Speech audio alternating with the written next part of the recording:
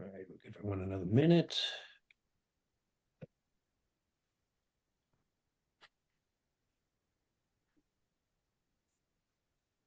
I got a couple guys in the other room that are signing on, so.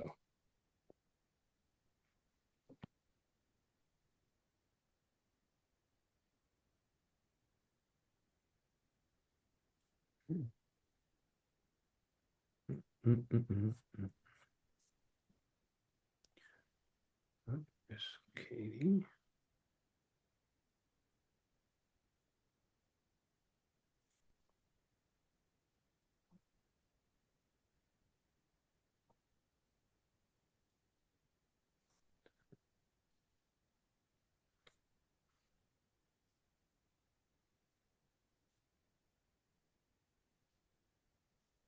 All right, they're all starting to fill in.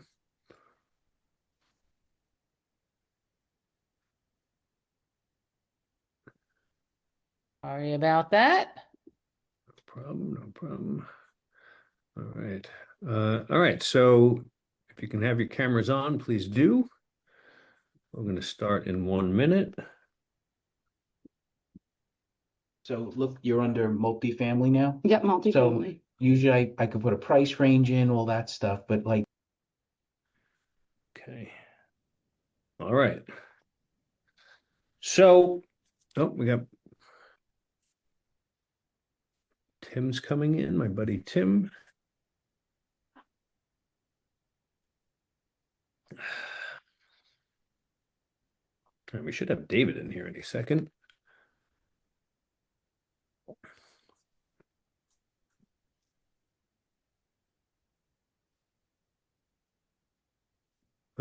G. Lewis coming in hot.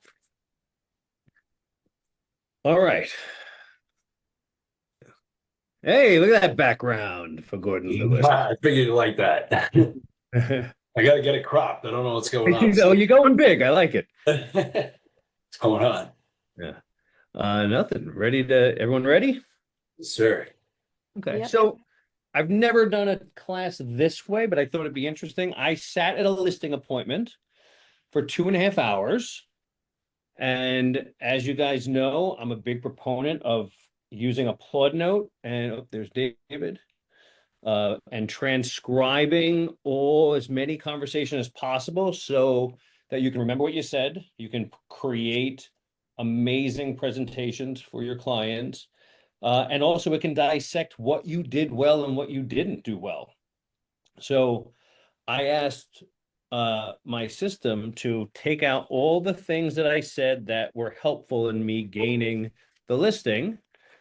And then I'm just going to, and I had to turn, and I think most of you got the website. I had to turn it into a little website, and then I'm just going to walk through it with you guys and answer questions and just bring up, and then we can just like fluidly go through what it looked like and why I said what I said. All right. Everyone get this? Yes. If not, you'll get, all right. So I had it start with the opening scene. I gotta move you guys. You're all like in my face here. Where can I fix this? There you go. Okay. I wanted to start with the opening process and what we call the upfront contract. So it pulled in a little bit of it, but I'm going to go into depth into what I said and why as much as I can. Because a lot of times this comes to me, like I say all the same things, but it's not easy to remember what I say because it's just part of how my brain works now.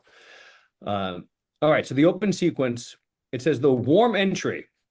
And it just quoted me, I brought you some donuts. These are the best donuts that ever donutted. So I walked into the house. Obviously, you guys know my rule, never show up empty-handed. It is really, really important that when you go visit somebody, they understand this is more than just a transaction. It allows people to speak to you like people. When you first get there, the first instinct is this is going to be a business thing. They feel tightened up. You might feel tightened up. And then you bring some pastries And this, anything before 11 a.m., I bring donuts. Anything after, they're getting cannolis and pastries. So, so I brought a big box of Prestano donuts, and I walked in and I handed it to them. Oh, you didn't have to do that. I'm like, you're gonna love these donuts. They're the best donuts that never donutted. So like I'm already being very affable and calm and comfortable in the presence. So that's a big part of this. It's not just I'm giving them something, which is big, and we've talked about this many times, is that the feeling of reciprocity, but also the comfort of like, I've done this 100 times. Here's a box of donuts. It's the best donuts that ever donutted, and I'm very comfortable in my way of being. Move to the dual entity intro. So I'm there actually they called to sell their house for cash, but this was not a house that should be sold for cash. But when I sit with somebody, the first thing I do is they want to walk through the house. I don't do that. And when I get to the front door, I'd like them to actually, because their instinct is this guy's going to want to walk through the house and I'm going to lead and show them through the house. I actually want them to start walking me through the house so that I can go, no, actually, can we go sit down? I just want to get to know the whole situation. And that does two things. One, you're never going to build rapport looking at someone's back. You're never going to connect with them and be their person of trust, because this is the percentage of information you have is less important than whether or not they trust you, right? So you will never be that person and create that connection unless you're sitting across from them and building that rapport. So they go one way, I go, no, actually, I'd like to go sit down. I am not only taking us to the place where we can actually solve problems, but I'm also able to show them that I can lead this. I've done this before. I know what to do, and I can help you get to the place that you want to go. So it gives me the opportunity to take the leadership position by actually giving them a moment for their instincts go. And then I take over and I go, no, actually, can we sit down? And I'd like to go over everything you're about to go through. And so I'll just read my quote. We own Visionary Ventures, which I think is what you reached out to us as cash buyers, and we have Remax Integrity Leaders, for normal retail transactions. I just want to lay down how we might work together and what it might look like. Then we can see if we're a good fit. What did I do there? I am not desperate for their business, right? I'm going to see if we're a good fit. This is a two-way street. I'm not selling you and you're not, and you're going to be without selling me. I'm letting them know that I am comfortable enough in a situation to only work with those that will help themselves as well. And that this is something that will work out for all of us.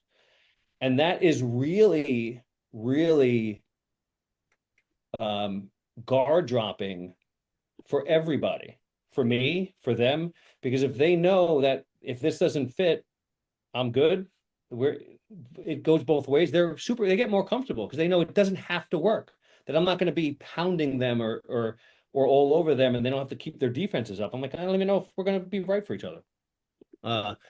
And then it says, if not, we can part as friends and you still get some donuts. So this jumps ahead a little bit. So I sat with them. I did my upfront contract, which is essentially I sit down with them and I tell them the way I work.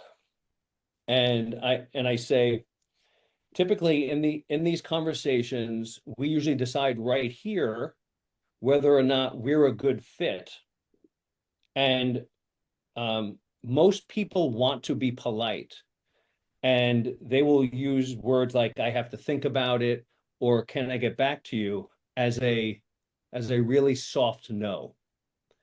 And I want you to know it's okay if we're not right for each other. So are you comfortable telling me if this isn't right, that you're comfortable telling me and I'm comfortable telling you? Is that okay? And I'm asking them permission for that. And they go, yeah. Thank you. I really appreciate that, because I always want to come from transparency, and I always want to be comfortable telling you what I really think. And because most people are really polite, I just need you to know that I need to think about it as a no. So I've already said, if you say you're gonna think about it, or you have stuff to think about, I'm taking it as a no and I'm leaving and I'm never coming back again. And I've taken that off the table. And then I explain why. And I'll say, and I say, because if there's very few things that you'll have to think about if you trust me and you can see that I can get this done for you. So during the and in this sit down, I actually said there's really three things that you need to know when deciding on who to pick. And I only had two in my head, and while I'm doing the first two, I'm trying to think of what the third might be. I said, one, you can see that I either know how to get you know how to get you the best outcome for your house, and any questions you have, I will either know the answer or know how to get the answer. And two, that I'm going to bring you those answers in the most honest, ethical way because you feel like I'm putting your interests ahead of my own, ahead of anyone else's. That is the most important way you can make a decision. And that's why if you say I need to think about it, I'm going to take that as a personal failure that I did not express to you how I work or what I can do for you. And I don't deserve your listing or to buy your house. That's what I said. And now I've reframed for them how to think about how to choose somebody. Because a lot of times sellers not only are they nervous and they're kind of standoffish in the beginning because they don't know how to be, but also I gave them permission to realize they don't have to know everything either. They just have to know who they trust. So at the end of this, all I have to do is win their trust. I don't have to answer every question. And I also made it clear, if I leave, I may never come back. They may never see me again. So like they're going to be really like thinking about how do I keep this person? I've already flipped it on them. It's gone from them interviewing me to me interviewing them. And we're all having by the way, we're all having a good time through this whole thing. And I said, if not, we get to part as friends and you get some donuts. And then I say, do you have an hour for me? Because everything you asked, because there's a mid-conversation, I want to lay it all out, what it's going to look like to get an accepted offer in Tennessee and flow from here without any stress. So I want to lay the groundwork that I need an hour of your time. Like I need an hour and a half of your time. And they said yes, and we were there for an hour and a half, because this is all about setting expectations. This is the initial sit down. You want to lay out the framework for them, how you work, and what this sit down is going to look like. And not only does that keep them from being antsy or not knowing when it's going to end or like where they are in it, but it also again gives you the leadership position, which is really what people need. Is they need someone to lead them. They've never done this before to the next place in their life. The transparency commitment, it's really important to us that we're fully transparent. A lot of times people just want to be polite. If it's not if it's not a good fit, if it's not a good fit, it's just not a good, if it's not a good fit, it's just not a good fit. We'll all be okay. So this whole thing is just giving it all permission, just see if this is a good date, if we should have if we should tie the knot, I guess. Redefine, I need to think about it. So this is just reiterating the question. I got a lot, you heard me say it. This is in the site, so you can pull this down. Turn I think about it into a self-accountability. Yep, I said that too. If you say I got to, I need to stop saying got. I'm going to work on that, everybody, because I see it in the transcripts. I think I'm speaking so classy. And then I look at the transcript and I see the word got, and I know. I got to think about it. I'm going to think, well, I screwed up. I didn't really show you how we work. So I'm taking full accountability and full ownership, and also saying, if you don't think I'm right for you, I'm probably better than I'm displaying right now. So like I'm also subliminally going, he could be actually better. So if he's pretty good, maybe I'll sign with him. So that's my upfront contract. Does anyone have any questions or comments about the upfront contract? Anyone have any thoughts about any of that? You had said something to me. Because I don't drink coffee. Okay. And you said when you bring in your donuts or cannolis or whatever, Mhm. that if they offer you coffee, make sure you take it. Or pivot to something else, or say, can I have a water or something? Yes. Yeah, But I thought that that was because when you say no, you're putting a shield up and they're feeling like you're a guest instead of a salesperson. So right. I Yeah. thought that that was gold. Yeah. The feeling of reciprocity is true and real. That's why we bring something. That's why we accept things. And if you can't accept one thing, give the other thing. And a lot of times the hardest thing I have is because I'm no longer 360 pounds. I can't eat those donuts. I have to have a witty thing to say and try to I have to with those donuts or those cannolis because I'd eat 15 cannolis a week if I was going to these appointments and actually eating them. So I have to think about how do I break the reciprocity feeling? First thing I always say is like when they hand the donut and they go, oh, they give me a plate, we're going to go, oh, I'm sorry, I never get high on my own supply. So I crack a little joke, it just warms it up, and then I go, but I'll take a glass of water if you have it. And now I'm actually requesting reciprocity.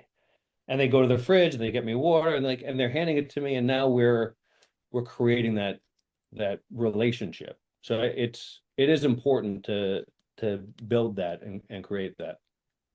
Does everyone see why the upfront contract is really powerful and important? Okay, anyone have any comments or questions about that? Does it change anything, any way that you guys do anything? I'd say the water thing, believe it or not, because my first listing appointment when I was brand new, it's still up in the air. They offered me water, and now I'm like, shoot, I should have took something. I said, no, no, no. And then I sat down with them, and these were already. It was my first listing, so obviously super green. But two, they were already in defense mode because they were people that were I cold called and wanted to sell on Facebook because they thought that was a grand idea. And we had talked for like 2 hours. So now I'm thinking back, oh, I should have took the water, should have did this because in my head it's kind of a failure, not yet because they haven't listed with anybody. They're thinking in June. Now I'm just still trying to think about how I could re-engage the process because he still texts me, but it still seems like he's such a reach. He's like, we're still trying to figure out what's the best thing for us to do. So it's like I just keep thinking about that conversation over and over on like those little things to add.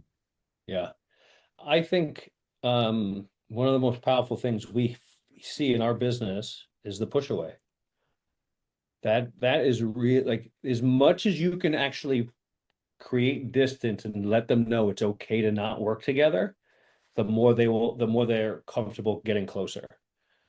So the non-neediness is everything. We use it, we work on it. We role in our distressed property, we role play that all the time. That is something that is everything for that process, but it's everything everywhere. Non-need people feel that you're wanting something, right? Which puts them in the driver's seat and also puts them in a position to be defensive. So wanting the listing instead of trying to figure out if it's a good fit is night and day. And trying to figure out if because during the conversation, I will say the most important thing throughout this whole thing is our communication.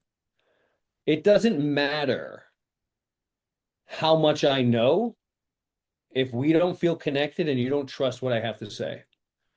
So throughout this whole thing, we needed to be super comfortable saying whatever is in our hearts or our minds, because sometimes animosity builds up because we're not communicating or you're thinking something that I don't know. So I need you guys to be really ready to have a real relationship here. And just expressing that is super important. And it's true. It's true. It doesn't matter. Anyone can sign a list, and not anyone, but like I can get the listing signed. And if that relationship breaks down, I'm not going to get them to do what they need to do. They're not going to listen to me. I have to be their trusted leader the whole time. So I have to set the framework to be that, because when something doesn't go right, it's super easy if you get the listing and it goes 30,000, 50,000 over asking, and then you're a hero. But you're going to have 10 listings a year where you got to have a hard conversation. If you don't set that frame, you're going to lose. One, you're not going to get the referrals that they were going to give you. You're going to lose, $100,000 because you either lose them or lose the referrals. So building that out and maintaining that is incredibly important. And for me, I have a different problem. My problem is time, not words. Because distance can be created for me because if I'm doing 50 things, but having that upfront contract and making sure that you're expressing what it has to look like to work well together is everything. For me, it's everything. I'm in a room with a bunch of superstars, so I don't want to say that's the only way to do it. Anyone can feel free to chime in and tell me what works for them. Gordon, do you have an upfront contract or like a routine you do right away? Like when I get to the house, Yeah. definitely obviously lead with the treat. That was always a good spin on things.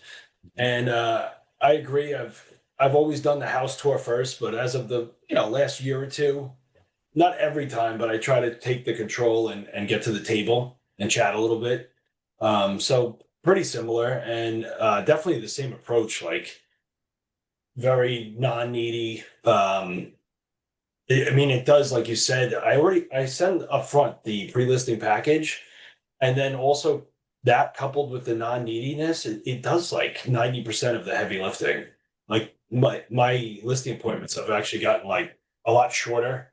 I know you like the razzle dazzle in the show, but I'm kind of like I get to business and I'm out of there. And it's also a lot of referral stuff. You're doing a lot more of these mailers and these investor pivots, so it's a little different of a scenario, but generally speaking, similar approach.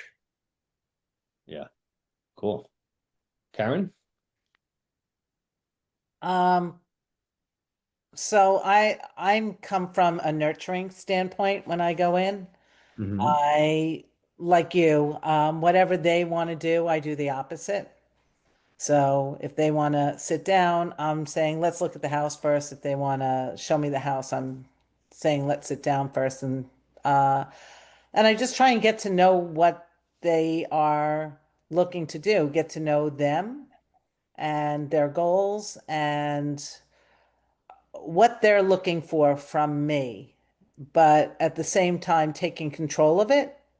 So I don't want to sell myself. I want to prepare them more like, okay, I need to know your goals so I can best help you. And then let's see what works around a marketing plan for your exact scenario. And like I just had one where they go, when do you like to list? Very analytical people. And I said, well, I prefer Wednesday or Thursday. They go, everyone else is saying they like to list on Monday or Tuesday. Why are you different? And I said, because people's attention span is short. So if I list on Monday and Tuesday, they've forgotten you by the open house. Which was like, they sat back in their chairs and they were like, huh. So you want to, when they're offering me what other people are giving them, I want to explain to them why I do it differently, not why the other people are wrong. And I will say, well, everybody has their own way of doing things. I just like to do things this way because I find this work. Not that I never defend what other people are, or try and bash what other people are doing. This is why I see this works.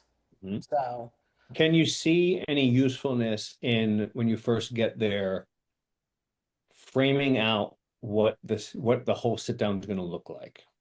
And then, actually, and would anybody use the, if it's, would anybody go as far as saying, like I did, if you say I need to think about it, I'm going to consider it a no. So those are two questions there. So who's going to set up an upfront contract? Like, so just so you know, this is how we work. This is what it's going to look like, and like I framed it right there. And would anyone actually say what I said in that initial sit down? I don't know if I'd be comfortable with the second part. Mhm. I usually have gone over on the phone the first part. So you're saying reiterate that in I'm person? saying, yeah, I would reiterate that because again, we're displaying leadership, right? So that we often think about what did I tell them? Like what did I download into them versus in this decision-making time, what am I displaying for them? Because this is not a thinking exercise. This is often a feeling exercise. And we want to make sure that they feel comfortable and trusting in us. So how we show up, the sequence of events that we do, we need to, I don't care what your process is. I think it's really important to think why your process is, right? What are they feeling when we get to the door? What are they thinking? How do I want them to feel? What are their stresses? How do I alleviate those things? How do I create the highest possibility for a win for everybody here? Okay, I guess I'll keep going. Anyone else have something to shout out? Okay, let me see. The first, well, we don't need the cash one.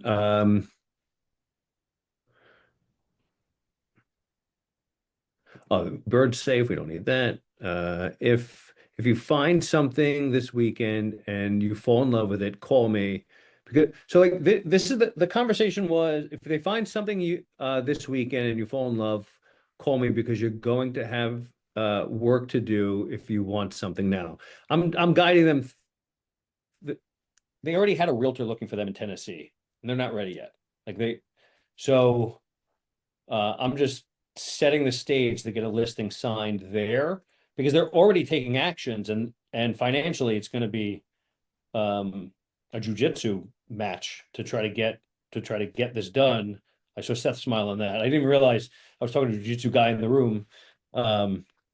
But it's going to be what I assume is like a jujitsu match because I've never jujitsued to get that done if they found something yesterday. So I want to help them, guide them, and build that in. Bridging the culture gap. What is that? Oh, yeah. So the other thing is I want a referral in Tennessee.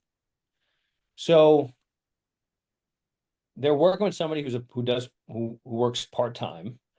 And I make it clear that people in Tennessee, that I'm needed as part of the leadership of their purchase in Tennessee.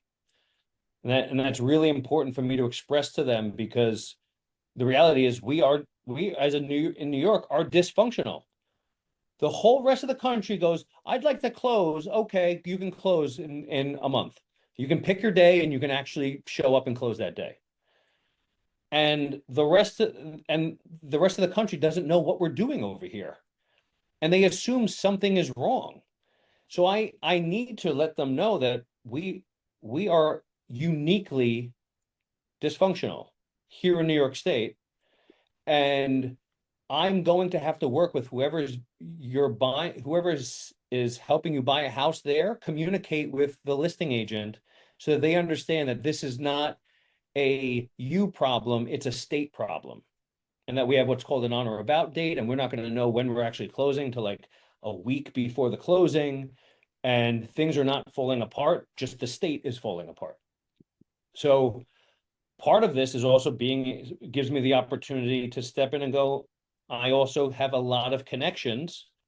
So if you want me to reach out to a brokerage there and make sure that you have somebody that understands this, that I can guide, if you're not completely married to the person you're working with, then I'm happy to do that too.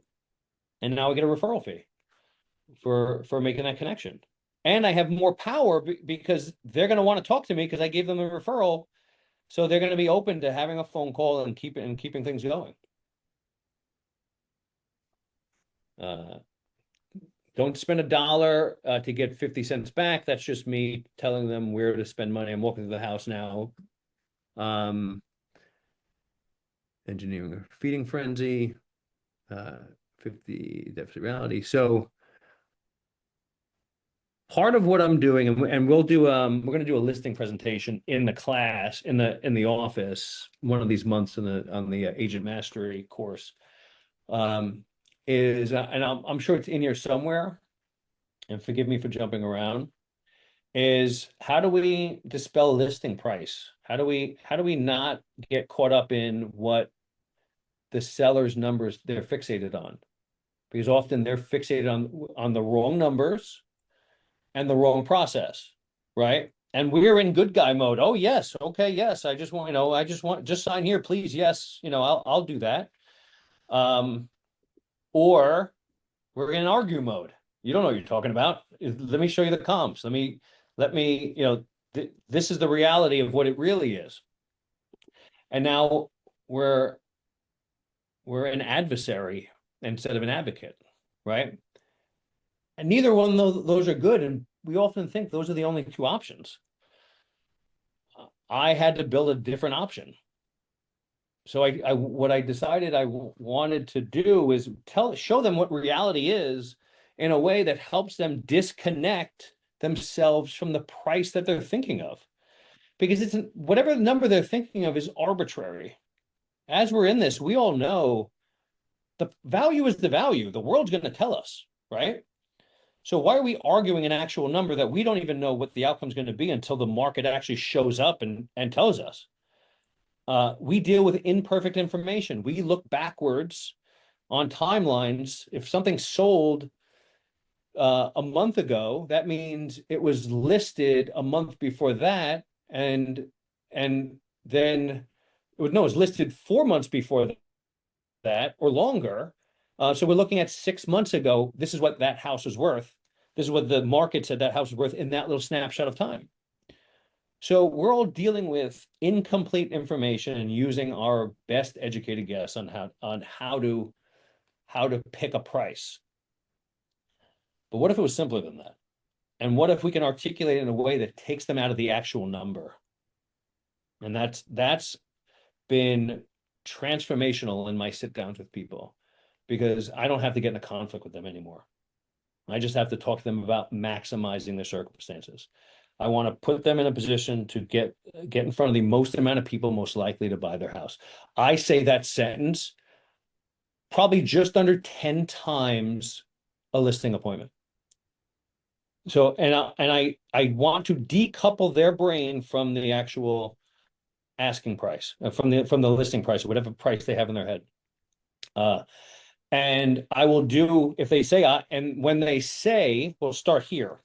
When they say, I need to get at least 800 to sell my house, I break it. I challenge that with a very important question. Are you saying that, just so I understand, because if we decide that we're going to work together, I need to know, it's really important to me in how I market. If you need 800,000 or better in order for your life to be actually better, and $799,999 would make your life worse if you sold it, I'm going to market your house differently than if this is the time of your life that it's time to go to the next place and you're better off no matter what to get to the next place. And my job is to maximize the circumstances and get you the highest possible amount. And that may or may not meet your expectations or exceed your expectations, but I'm going to market your house differently if this is the time of your life that we have to get the most possible. So which one is it? And now they have to answer. Is it, and they have to actually be real with themselves, because they've been putting up a facade a lot of the times, thinking that they have to play defense and not show their cards and not really expose where they are in their life, because you're showing up as a salesperson and you're leaving as an advocate. But in that transition, they're going to go, well, I need to get this, because they don't want to let you know, like, I just need to get out of here. They might not even know that themselves until you kind of walk them through the thought process. So now they're going, and 99% of the time, people sell their house when it's time to go. And they just need to maximize, unless they're underwater, they just need to get the most amount possible. So then I'll say, okay, yeah, and 800 is not impossible, but I want to talk to you about how to give you the highest probability of getting the most, and 800 might be that number, but we need to do two things. And again, I might pick two, I may say three things again and just have to be scrambling at the third thing. I like challenging myself like that sometimes. We need to make sure that we are pricing your house. And then I'm start talking, then I stop myself. So I don't know why I do this, but it seems to work. We need to price now, and I'll stop myself and go, now I don't want you to think of what we're actually see. I'm saying we. At that point, I was doing all the push away, but now we're like 30, 40 minutes in. I'm starting to say we. I'm starting to make us a team. So I want you to think of, I don't want you to think of that when we list the house, when we share your house, and actually I said when we share your house with the world, that the number that we put out there, I don't want you to think of it as actually as the asking price. I actually want you to think about it as part of the marketing. Now I'm actively changing their mind, their brain about how to think about numbers, right? Part of how we price it is we want to get in front of the most amount of people most likely to buy your house, and then they're going to tell us what it's worth. So that's why I never, ever list the house with a 9 unless it starts with a 9. And I pause and let that sink in a second. And I go, may I explain? And I say, sure. I go, so I'm sure you see it everywhere. And luckily in this house, literally the house next door was on sale for $799,999. So it was perfect. I said, I think that the house next door was given a real disservice, and they may have cost themselves money. Because when you list the house, and I know you're searching in Tennessee, you're probably not searching in dollar amounts. You're probably not searching for all the houses for $498,997. You're searching in price brackets. And that house next door was listed at $799,900, yada, yada, yada. Everybody searching between $750 and $800 saw that house. And they came to the house and somebody made an offer, and they're in contract to buy that house. But what if they could double their audience? What if they actually asked exactly $800,000, and now all the people searching between 800 and 850 and 800 900 also see the house?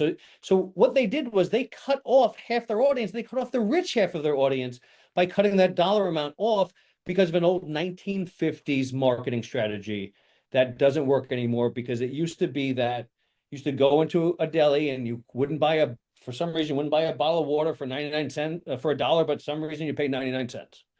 And that might be true. But here the price is the store, because we don't get in front of them unless they click on the price bracket that works. So if he cut half of his supply of potential buyers in half, who would have spent more money? We don't know. And that's why we always price in what I call a straddle bracket. So if I think your house is worth, if I thought their house was worth 780 or 810, it doesn't matter to me. I want to list it exactly $800,000, because I want to be in front of the most amount of people most likely to buy your house.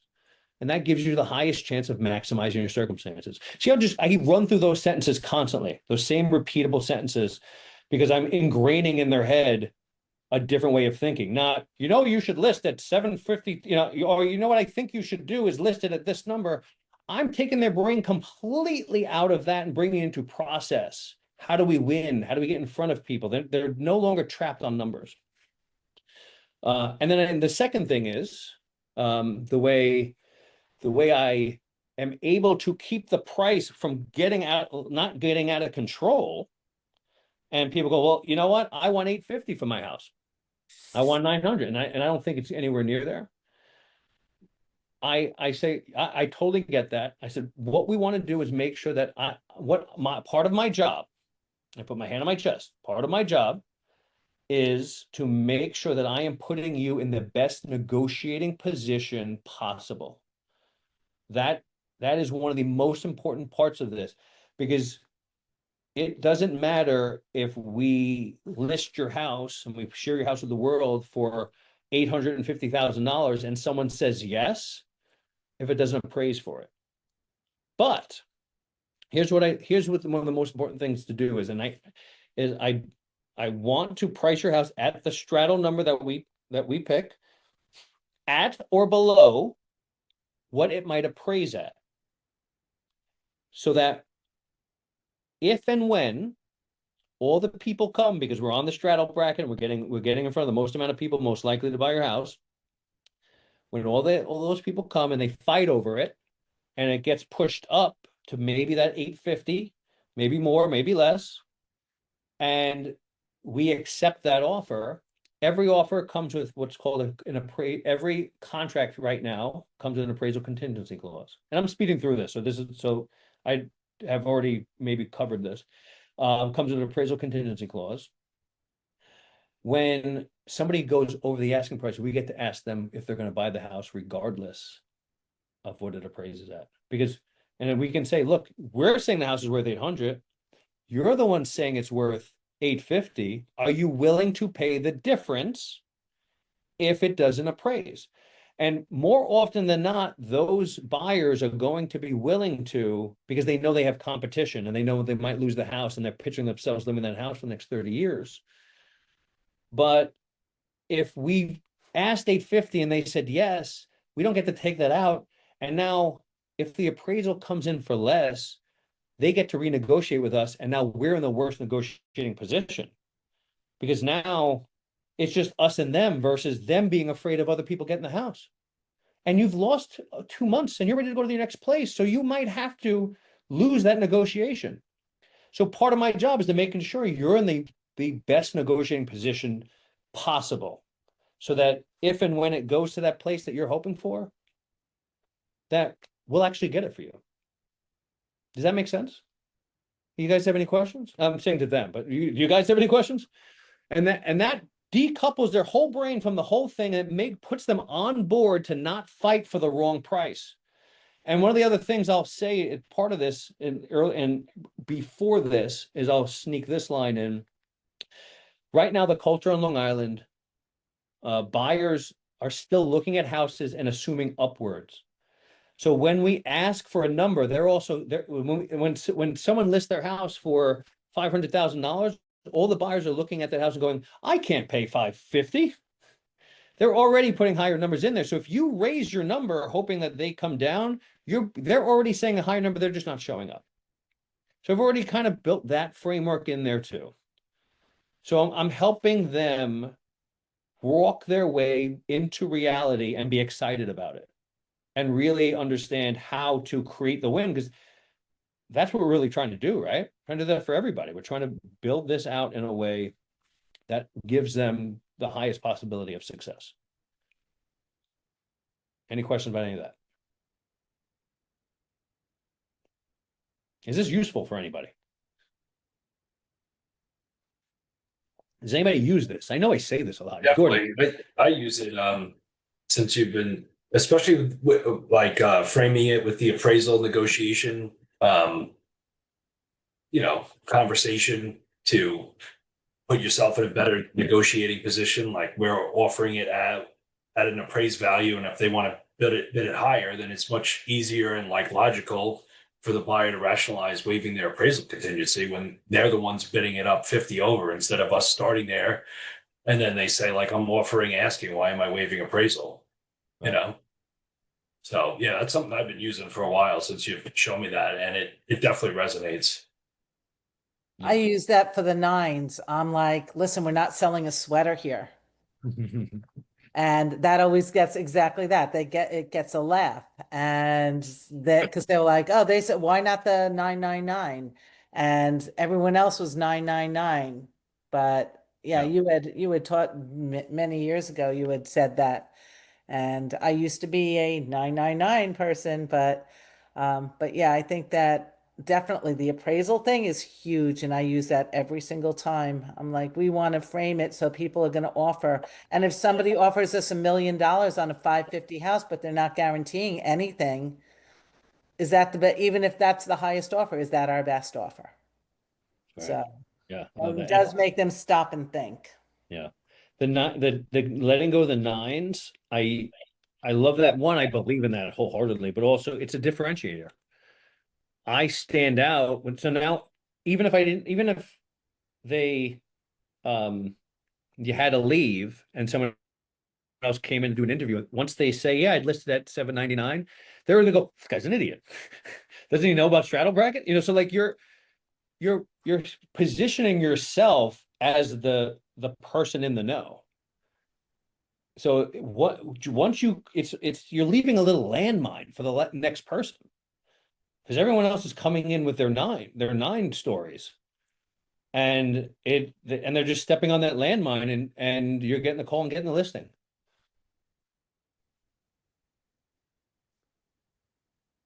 Any question about any of that? Anyone have any just listing questions? Oh, look at that. Here they are. Kill the nine. Price is the store. Price to win the appraisal battle. It's all here. So you guys have access to this too, by the way. Why it works, the old retail psychology, so yada yada yada. Yeah, this is amazing. What this made. The sleep at night offer, 20,000. Oh, let's see what I have in here on parts, like listing compensation. So we're all Remax people here, right? So yeah, so this was a 3% listing side. I could say that because we're all in the same company here.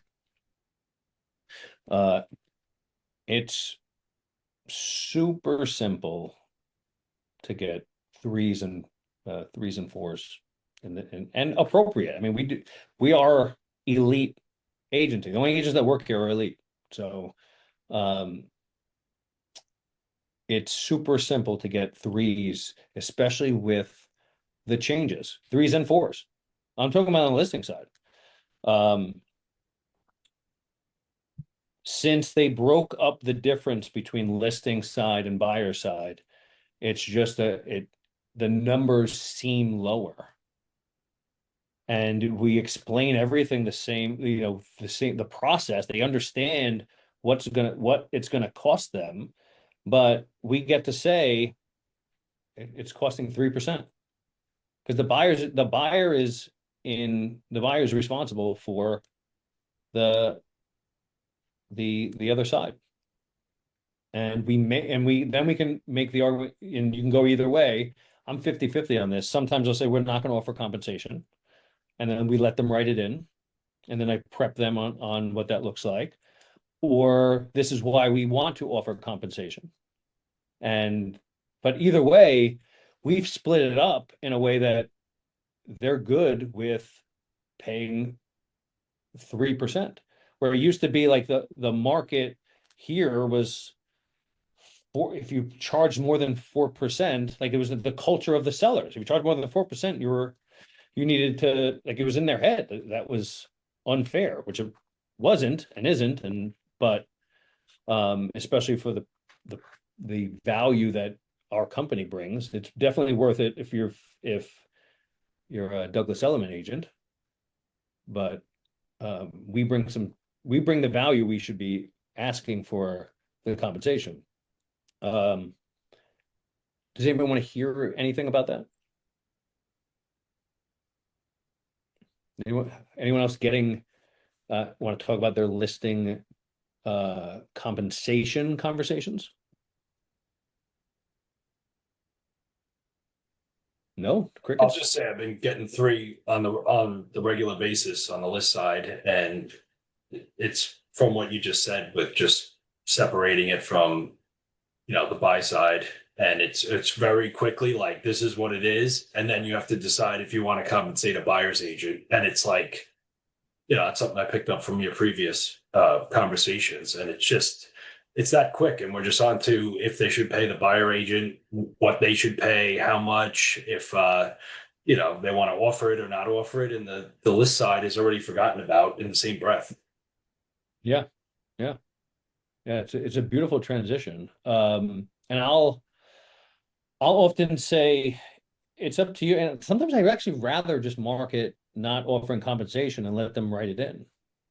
But I'll prep them for that. I go, the buyer will be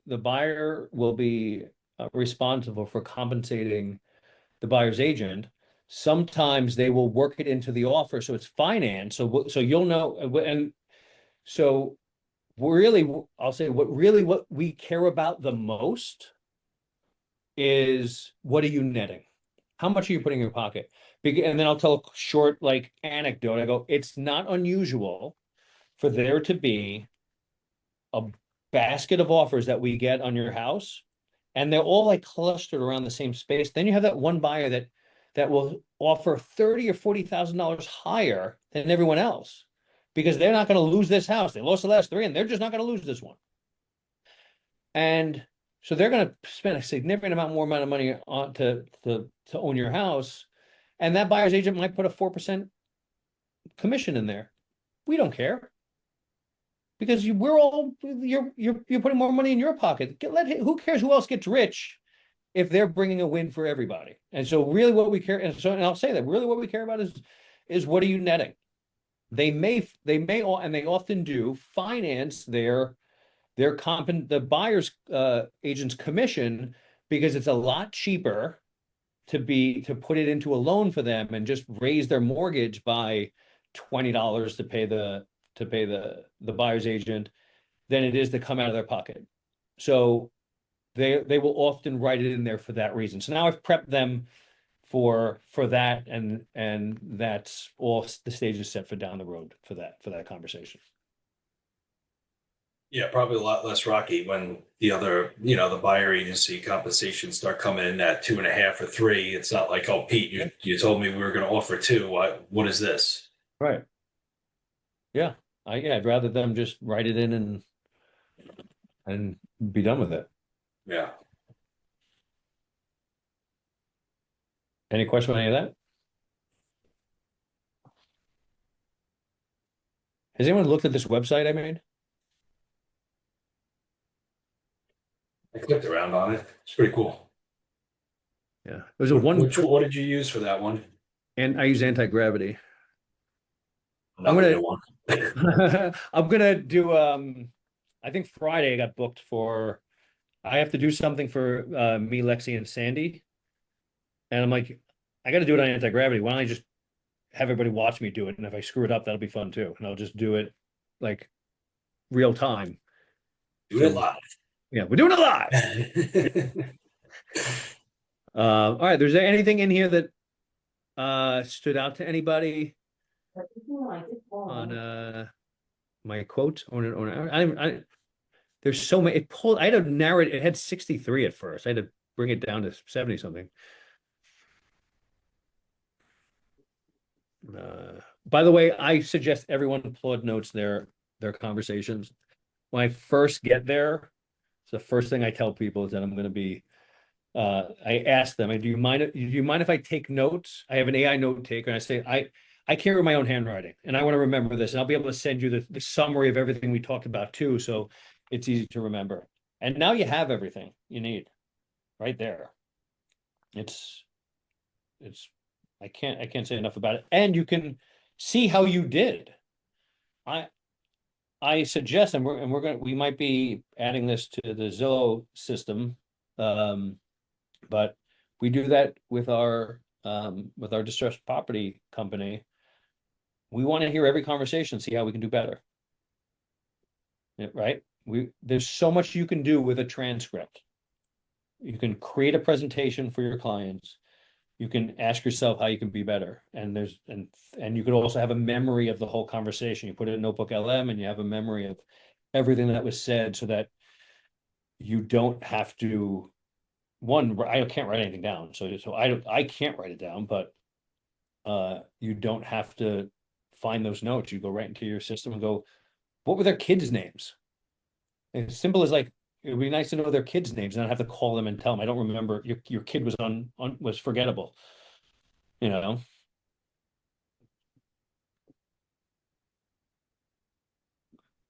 All right. I'll scroll through, but I think I we got- had someone tell me they were uncomfortable with it, so I wasn't allowed. A couple of people. okay, I would work on how you say it then. They just didn't want to be taped. They did not want AI hearing their conversations. One was like, I don't want anyone hearing my financials. Okay. So again, like when you get a no, how could I have, like, it's always like self-questioning, like what could I have done to make them feel comfortable? That's our whole life. Our whole life is, what do I want to accomplish here? What are the words to get me there? Right? We get paid proportionally by the words that we choose.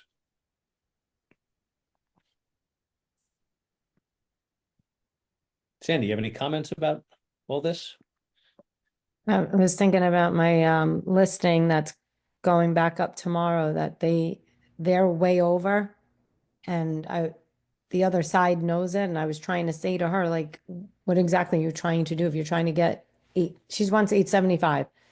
I'm like, nobody's going to come because it's not going to appraise, and then you're going to have a bigger problem. It's going to appraise $100,000 less unless they back it up. And she's like, if they really want it, they'll buy it. And she's very hard-headed, and I'm trying to be very understanding and super nice and super professional, but she just said, we'll put it up tomorrow, Wednesday, back at 875. And then if nothing happens for 2 weeks, we're going to lower it to 825.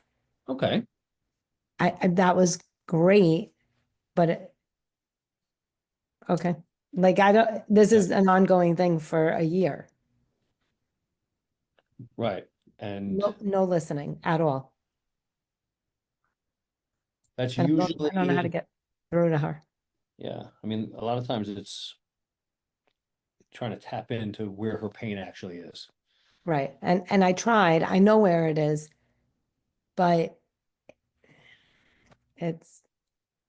Yeah. that's it. Yeah.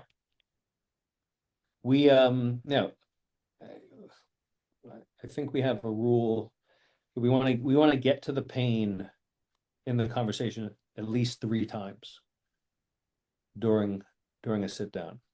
And this is for our distressed property, but it works here too. Like, why, for the listing, like, what's the reason why you're selling? There's always, even if it's easy pain, they're better off going somewhere else, which means that something needs to be relieved. And in that situation, there's definitely pain. But we're as part of our scripting, we're required to dig into their pain so that they can tap into it, so they can understand what it would look like on the other side of the pain.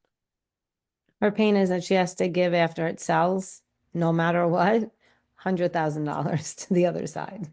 Mm-hmm. So that's her, and That's she's her resentment. That's not her pain. well, and she's being spiteful. I don't know what her pain is. Like, I don't know. Yeah. But yeah, that's her resentment. Yeah.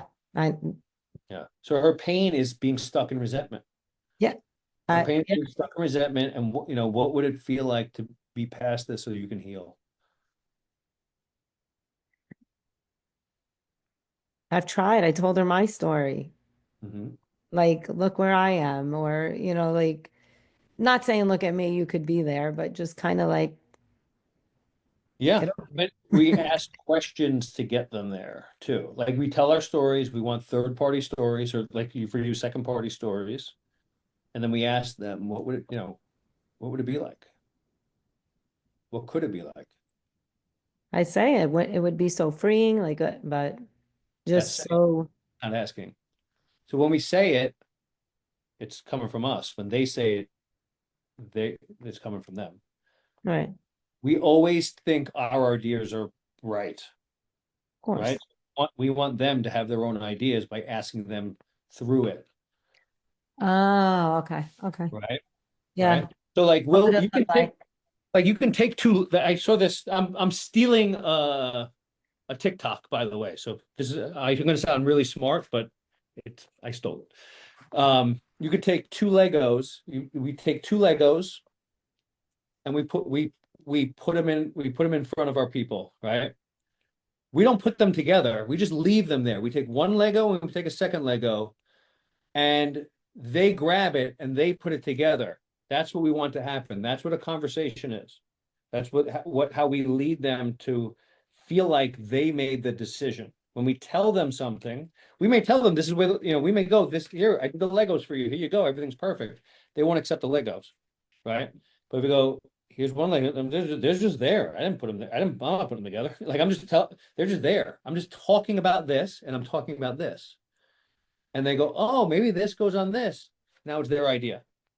Now they want to do it. That's the difference, is we have a need to feel in control.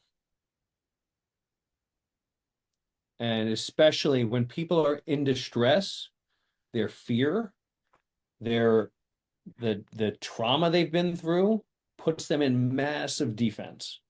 And so, like, they're always pushing away. They're always, because they don't want to hurt again. They don't want to hurt again. So we will never be able to tell someone in distress what they need to do, but we can ask them questions that have them tell them what to do. So the more distress they're in, the more questions we ask, the less we tell.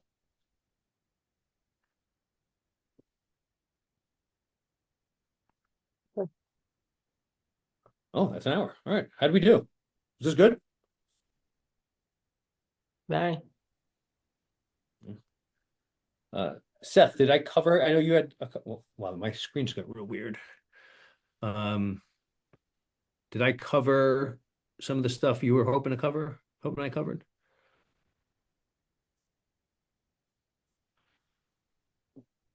Room. Yeah, mine's just a little weird because, like, I have this off-market thing, and he's quite difficult, this guy. I actually didn't even think this was going to happen. He called me and I just told him, I was like, listen, this isn't going to work, dude. This is not a good fit at all. I don't know what you're doing. And then he immediately was like, send me off market listing paperwork. I'll sign whatever you want. I was literally like, just leave me alone at this point. I'm like, this guy's, so Yeah. now I know I know in my heart, it's not going to sell. Like, it's way too high. I can't publicly list it. I'm not going to, because I'm not trying to get in trouble. So it's like a weird spot. It's like, do I wait and let it sit? Because I don't really know his true motivation yet, because he doesn't have to move. He's pretty wealthy. He has houses all over, but he seems to want to move. It's a bigger space. It's like 3,600 square feet. Obviously, the other 1,000 square feet isn't CO'd, but it's a massive property in another place in the water. And I'm trying to come up with ideas as he comes back, or I have to call him, because he likes me now. He's like, whatever you want. He gives me I like the keys to his house. It's crazy. But if I could list it, like, I know you said no zeros, like 990 a mil, it could probably sell in like quick. And I don't think you'd get to 1.4, but I think if I listed it, it'd be gone in 2 seconds. So it's like trying to figure out how to frame to him, or figure out, do I get a CO person involved? Like, I have one that's to help dissipate his fears, because his biggest fear is that someone's going to come in the house.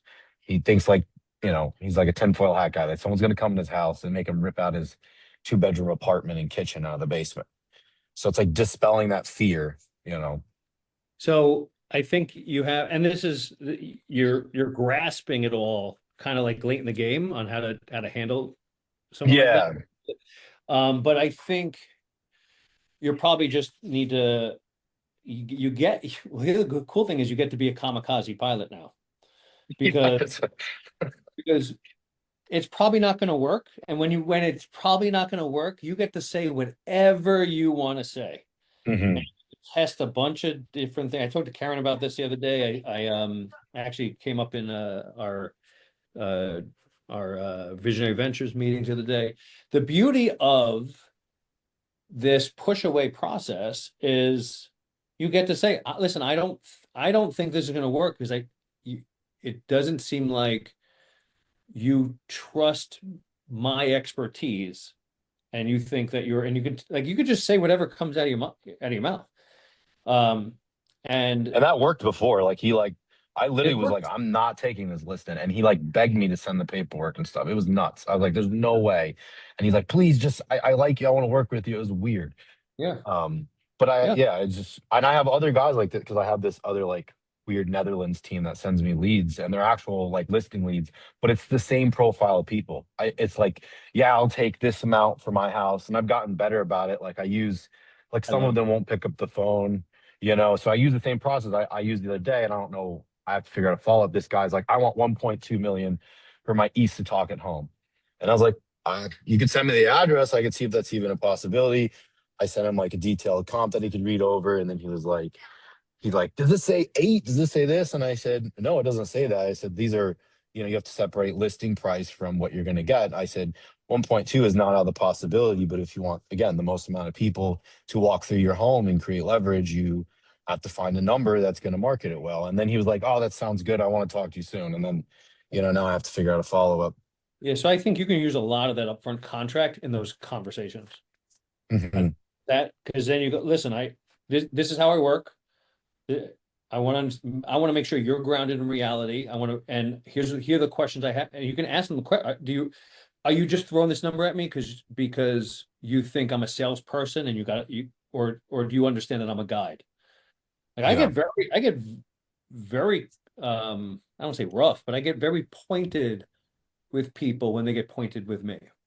Yeah, you're trying to figure out the why, basically, why they would even take the idea of moving. Because obviously he answered this Why are random we talking? dude from the Netherlands and now he's talking to me. So there's definitely a motivation behind this. So I will push. I don't know if this is a good fit. I don't know if I want to work with you with everything you're saying to me. So why don't you really help me understand what you have going on? Because they're coming with strength, thinking that they're going to roll over you, and then whoever they roll over, they're not going to want. So I would just be as firm as you can, and just who cares? If you don't get it, you don't. Yeah, exactly. Yeah, and I have another one that. This is my other list. I have all these this other listing of this older family. This is the one, the Facebook account. And I've had a hard time figuring out what to follow up because they've stayed in touch with me, like I said before. And then now they're like, oh, like I said, weighing our options out in June. So I sent them something after that conversation. I sent them just a free cool little market update that Claude made me, just a digital thing, this is what the market's looking like, this is what you're. And I sent the email, I said, listen, I know you're weighing out your options and you might not choose me, and that's okay. I really just hope you guys enjoy the Carolinas and you find success in whatever you do and you choose. But if you're open to it, I look forward to helping you through the process, or if not, I'll wish you the success. And that was the last thing I sent to them. And now I'm not going to bug them because that was a week or two ago. And so I'm just going to let it simmer, I guess. I don't know. I don't want to overly bug them, it seemed desperate, but they keep answering. So, Okay. I don't know. That's all I got. Sorry. Hope this was valuable to everybody. No, thank you. All right. Thanks, everybody. Thank you.